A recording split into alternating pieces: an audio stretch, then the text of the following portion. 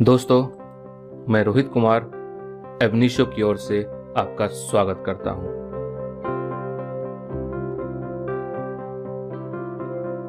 Third and last case of this unit is CIT versus Sunil Jeevanlal Kinadiwala, and the case is on the concept of portion of income and diversion of income. इस case का fact कुछ इस प्रकार है कि इस case में होता ये है, मिसेस किनाड़ीवाला इंडस्ट्री में मिस्टर सुनील का 10% शेयर होता है।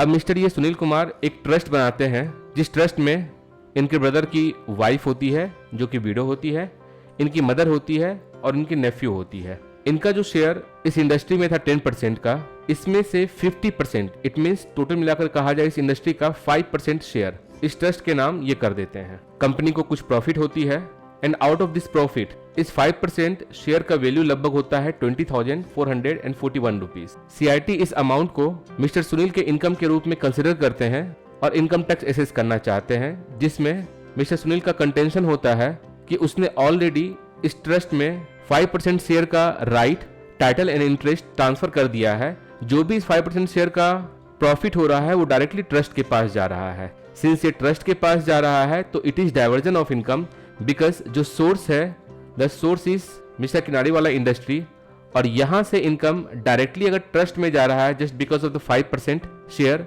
जो ट्रांसफर किया गया है ट्रस्ट के नाम पर, तो it should be considered as diversion of income and not the portion of income, because direct source से ये इनकम डाइवर्ट हो रहा है, ना कि ये इनकम पहले मिस्टर सुनील के पास आ रहा है और मिस्टर सुनील अपने इनकम से इस ट्रस्ट में कुछ पेमेंट कर रहे हैं। टैक्स ऑफिसर इस क्लेम को रिजेक्ट कर देते हैं और जब ये मैटर अपील में जाता है अपीलेट असिस्टेंट कमिश्नर के पास, तो वो इस अपील को अलाउ कर देते हैं। अग्रीव्ड होकर के सीआईटी ट्राइब्यूनल के पास जाते हैं, जहां ट्राइब्यूनल फिर से इसे रिवर्स करके सीआईटी के फेवर में डिसीजन दे देते हैं।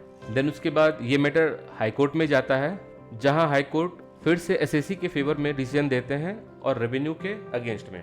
उसके बाद सुप्रीम कोर्ट में 3 क्वेश्चंस के साथ ये केस फाइल की जाती है, जिसमें फर्स्ट क्वेश्चन ये होता है कि जो ये इनकम हो रहा है, इस इनकम को मिस्टर सुनील कुमार का इनकम माना जाएगा या ट्रस्ट का इनकम माना जाएगा, बिकॉज यहाँ पर right, title and interest partnership firm को दी गई है, तो यहाँ पर ट्रस्ट का ओवरराइडिंग टाइटल की वजह से ये ट्रस्ट का होना चाहिए या फिर मिस्टर सुनील कुमार का होना चाहिए।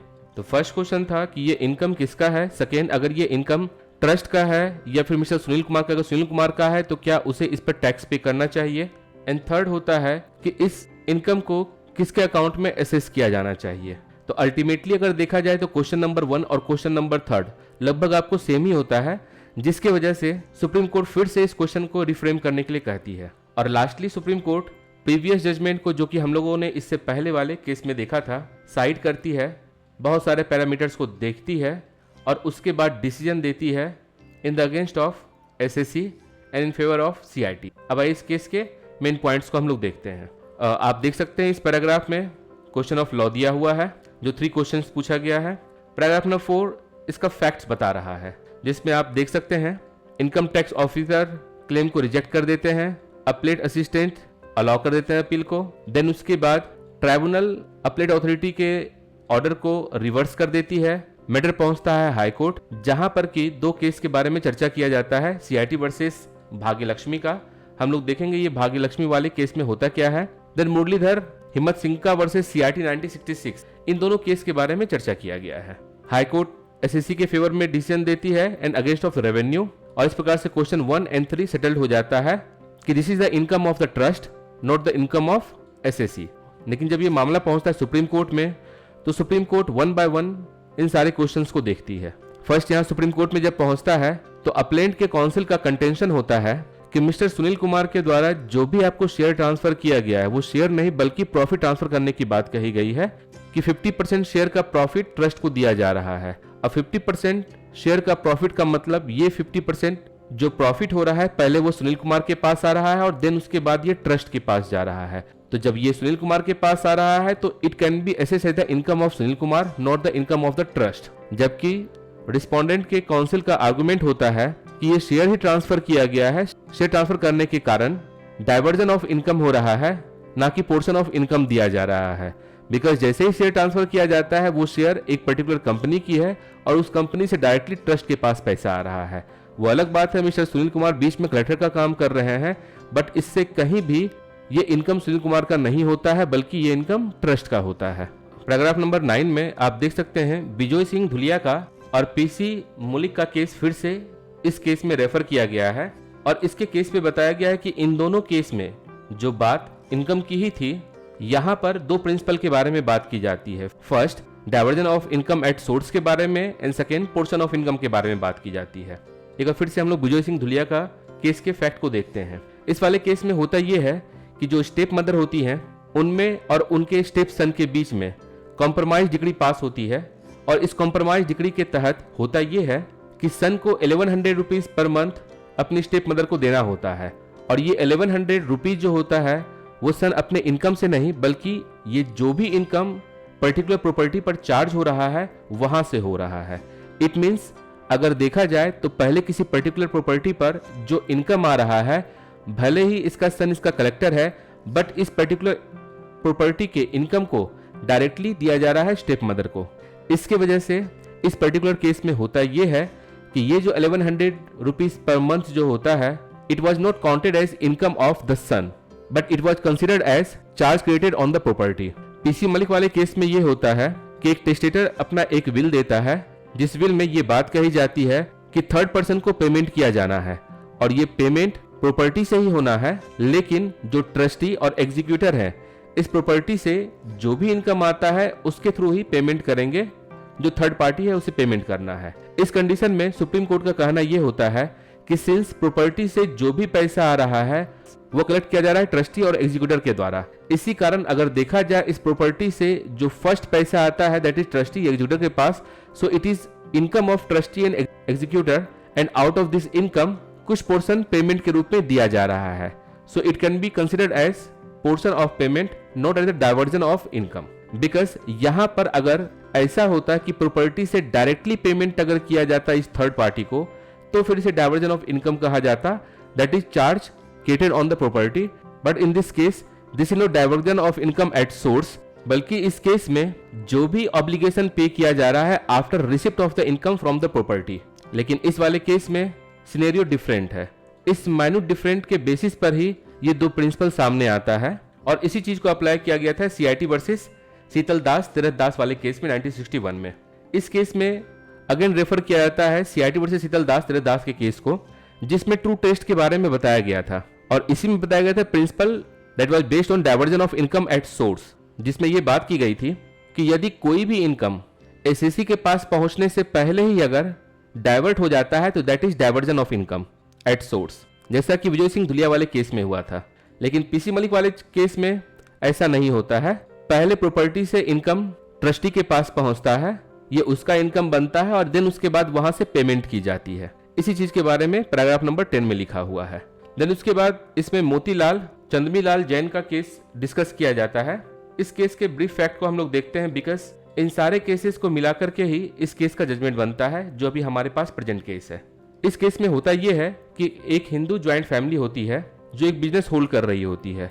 इस बिजनेस को ओवरटूक किया जाता है एक कंपनी के द्वारा और ये कंपनी इस हिंदू अनडिवाइडेड फैमिली को 21,000 रुपीज एनुअली पे करने की बात करती है। यहाँ पर हिंदू अनडिवाइडेड फैमिली को लैंडलॉर्ड के नाम से जाना जाता है। इन दोनों के बीच में एक एग्रीमेंट होता है, जिस एग्रीमेंट के तहत बात ये होती है कि 21,000 रुपीज में से 10,000 रुपीज कॉलेज को डोनेट किया जाएगा and the college is run by the trust. And second agreement होता है कंपनी, इस लैंडलॉर्ड, कॉलेज और ट्रस्ट के बीच में कि इन द केस अगर कंपनी डिफॉल्टर हो जाती है, पे नहीं कर पाती है कॉलेज को, तो उस कंडीशन में कॉलेज के पास राइट है कि वो कंपनी के ऊपर सू कर सके। अब यहाँ पर बात आती है इस 21,000 एनुअली इनकम की कि this should be counted as income of this landlord, या फिर जो 10,000 रुपीज कॉलेज के पास जा रहा है ये इस लैंडलॉर्ड का इनकम नहीं है। ये एक डिस्प्यूटेड अमाउंट यहाँ पे माना जाता है, जिसमें ये मैटर पहुंचता है पहले सीआईटी के पास। सीआईटी इसे लैंडलॉर्ड की इनकम मान करके एसेस करती है। देन उसका ये मैटर पहुंचता है ट्राइब्यूनल के पास। ट्राइब्यूनल इस मैटर को रिजेक्ट कर देता है और हाईकोर्ट के द्वारा भी ये रिजेक्ट किया जाता है, बिकॉज लैंडलॉर्ड का क्लेम ये था that the amount paid to the college was the income of the college as it got directed by the overriding title and cease to be income of the landlord, जो आप यहाँ देख सकते हैं। लेकिन फाइनली इसमें कोर्ट का judgement ये होता है कि कंपनी और इस लैंडलॉर्ड के बीच में जो भी एग्रीमेंट हुआ है ये एक सेटलमेंट है कि इस अमाउंट को कैसे डिस्पोज ऑफ किया जाएगा। अब इस सेटलमेंट के तहत ही कंपनी इस कॉलेज को पेमेंट कर रही है, अदरवाइज इस कॉलेज का कंपनी से कोई डायरेक्टली रिलेशन नहीं है। सो इस सच कंडीशन जो भी अमाउंट पे किया जा रहा है कॉलेज को 10,000 rupees annually, it is amount of this landlord और उनके ही इनकम में एसेस किया जाएगा। उसके बाद आपने देखा होगा केस के शुरुआत में भाग्यलक्ष्मी का केस डिस्कस किया गया था। भाग्यलक्ष्मी वाले केस में होता यह है कि एक फर्म होता है, उस फर्म में कई पार्टनर होते हैं जिसमें से 2 भाई B1 और B2, इनका शेयर इस फर्म में 60 आना होता है। अगर आना की बात की जाए तो 16 आना का मतलब होता है 100% और 16 आना का मतलब है लगभग 62.5% शेयर इन दोनों ब्रदर का होता है। ये हिंदू अनडिवाइडेड फैमिली के मेंबर होते हैं। फैमिली में पार्टीशन होता है और पार्टीशन के कारण बात ये होती है कि जो भी शेयर इस फर्म में है इन दोनों भाई का, उस शेयर को भी फैमिली के बीच में डिवाइड किया जाए। इन सच कंडीशन शेयर को डिवाइड किया जाता है और उसका फ्रेश पार्टनरशिप जो है डीड एग्जीक्यूट किया जाता है। उस फ्रेश पार्टनरशिप डीड में अगेन ये दोनों भाई अपने आप को 10 आना शेयर के इस चीज को लेकर के कमिश्नर कैंसिल कर देते हैं इनके रजिस्ट्रेशन को। बात पहुंचती है कोर्ट में, जहां पर कि ये कहा जाता है कि the firm was entitled to registered and the share given to the said 2 person in the partnership deed were correct according to the terms of the deed. तो जो दोनों भाई के पास शेयर है दैट इज 10 आना, ये बिल्कुल सही बात है और फर्म एंटाइटल है रजिस्ट्रेशन के लिए, उसे रजिस्ट्रेशन किया जाना चाहिए। अब बात आती है जो इन दोनों को अमाउंट मिल रहा है उसका क्या होगा, बिकॉज फैमिली में पार्टीशन के बाद ये शेयर भी डिवाइड हो चुका था। तो वहां पर कोर्ट का कहना यह होता है कि ये जो भी इनकम रिसीव कर रहे हैं फर्म से, ये इनके नाम पर होगा, बाकी इनका अपना अरेंजमेंट है। इसी कारण कोर्ट ने कहा they would be answerable to the divided member of the family in respect of profit pertaining to their share. अब इसके बाद मुरलीधर हिम्मत सिंह का केस जो आपने देखा शुरू में ही बताया गया था, इस केस के बारे में यहाँ डिस्कस किया जाता है और यह केस प्रेजेंट केस के डिसीजन के लिए बहुत ही इंपॉर्टेंट है। इस केस में होता यह है, एक पार्टनरशिप फर्म होता है, इस पार्टनरशिप में एक पर्सन होते हैं। इस पर्सन ने एक सब पार्टनरशिप फर्म को तैयार किया, उसमें उसके मेंबर ये खुद होते हैं, इनका 2 सन होता है और एक ग्रैंडसन होता है। पार्टनरशिप फर्म में कंडीशन ये होता है कि जो मेन फर्म से इनकम या लॉस जो भी आ रहा है उसे ये लोग आपस में बियर करेंगे। तो यहाँ पर कंटेंशन रेज की जाती है कि अब जो इनकम इस फर्म से इस पर्टिकुलर पर्सन के पास आ रहा है, this is the income of this particular person और इस सब फर्म का है। इस चीज को लेकर के डिसीजन सामने आपको आता है कि जो भी सब पार्टनरशिप फर्म होता है that create superior title in result of diversion of income from main firm, और इस कारण से ये जो भी इनकम इस पर्सन के पास आ रहा है that should be income of सब पार्टनरशिप फर्म और वहां पर उसके हिसाब से टैक्स एसेसिबल होना चाहिए। बट इस केस में अगर देखा जाए तो यहाँ थर्ड पार्टी नहीं है, बल्कि फैमिली मेंबर के बीच में ही ये अरेंजमेंट है और ये पार्टनरशिप फर्म तैयार आपको हुई है। ये सब एक ही मेंबर है जिसके वजह से ये प्रिंसिपल यहाँ अप्लाई नहीं होता है।